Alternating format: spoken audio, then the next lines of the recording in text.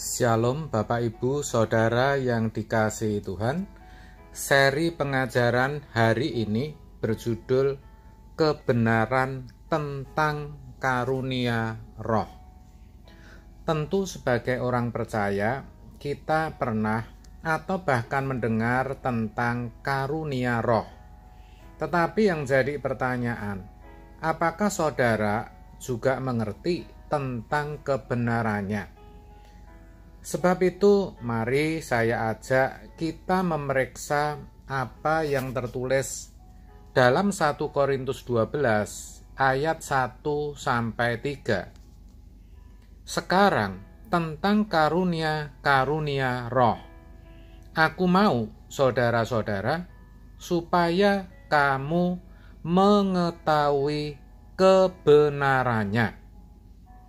Kamu tahu bahwa pada waktu kamu masih belum mengenal Allah, kamu tanpa berpikir ditarik kepada berhala-berhala yang bisu.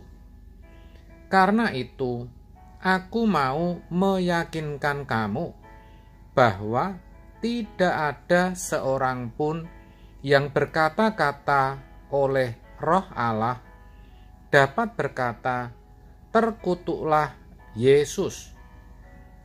Dan tidak ada seorang pun yang dapat mengaku Yesus adalah Tuhan selain oleh Roh Kudus. Saudara, dalam terjemahan sederhana Indonesia, kata karunia ditulis dengan kata kemampuan. Sedangkan kalimat supaya kamu mengetahui kebenarannya ditulis dengan kalimat mengetahui kemampuan-kemampuan khusus yang diberikan oleh Roh Allah. Dalam hal ini adalah Roh Kudus tentunya. Jadi ternyata Roh Kudus itu bukan saja bisa memberikan karunia-karunia atau kemampuan-kemampuan, tetapi bahkan bisa memberikan karunia atau kemampuan khusus.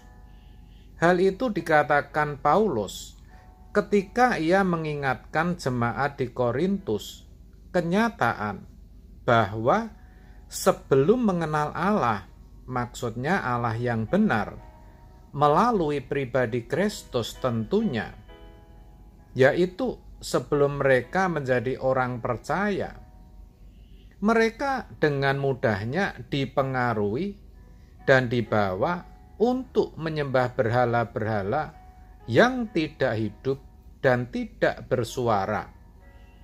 Di antara mereka bahkan bisa dan berani berkata, "Terkutuklah Yesus." Hal itu sangat tidak mungkin dan tidak akan pernah terjadi ketika seseorang dipimpin oleh Roh Allah. Ya, benar begitu saudara. Itulah sebabnya Paulus berusaha menyadarkan dan meyakinkan mereka supaya mereka mengetahui kebenaran, memahami kemampuan atau karunia Roh Allah yang mana telah menjadikan mereka bisa menerima Kristus.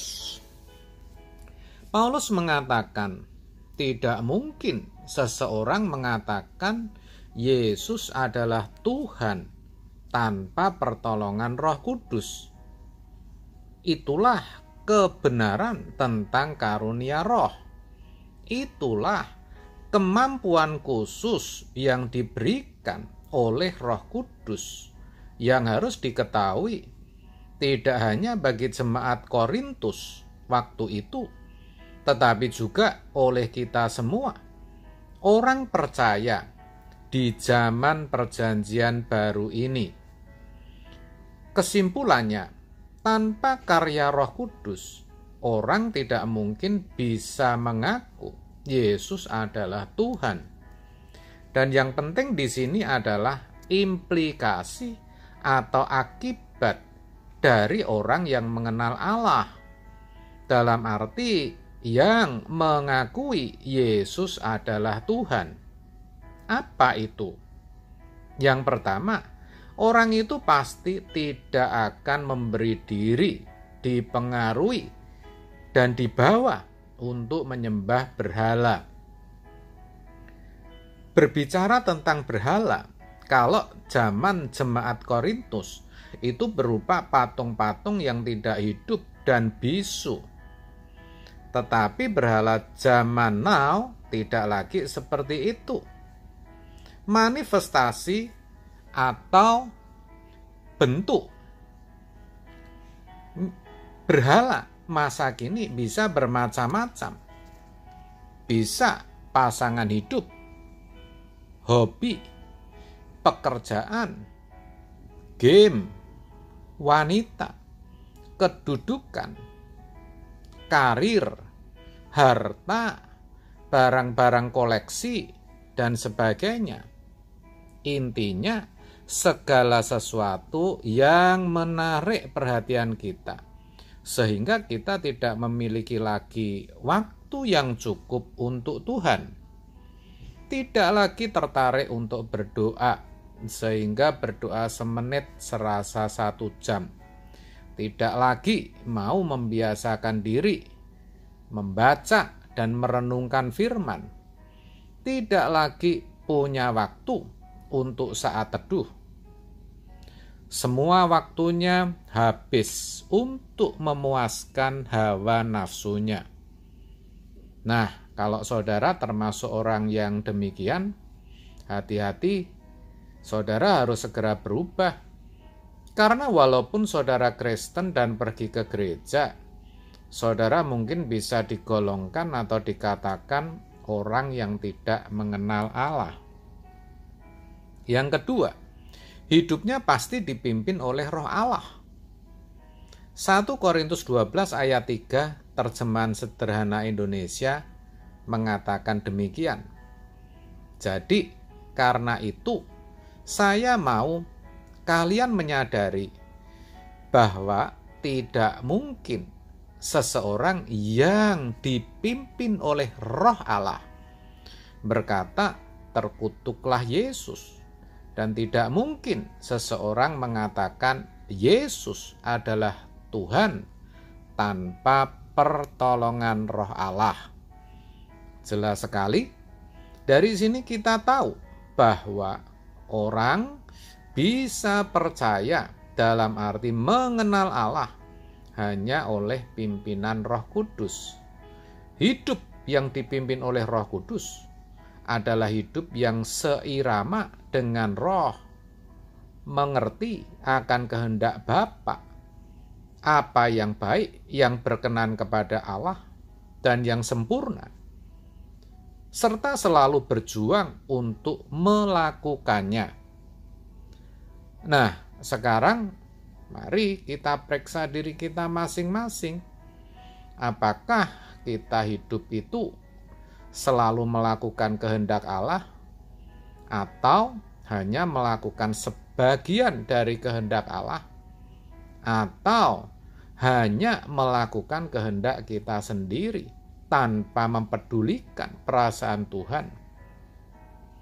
Tentu kita sendiri yang tahu, dan itu sejatinya menunjukkan seberapa dalam saudara mengenal Allah. Kalau saudara tidak atau belum mengerti kehendak Allah dalam hidup saudara, itu berbahaya. Berarti selama ini yang saudara lakukan pastilah kehendak saudara sendiri. Dan itu berarti sejatinya saudara belum bisa dikatakan mengenal Allah. Tetapi bagaimanapun juga keadaan saudara, ketika saudara masih bisa mendengarkan seri pengajaran hari ini, berarti Tuhan masih beri saudara kesempatan. Mari saudara, kita sama-sama berubah. Karena sekarang kita tahu Roh Kudus telah memberikan kepada kita kemampuan khusus untuk mengenal Dia, Allah yang benar itu. Amin. Tuhan Yesus memberkati.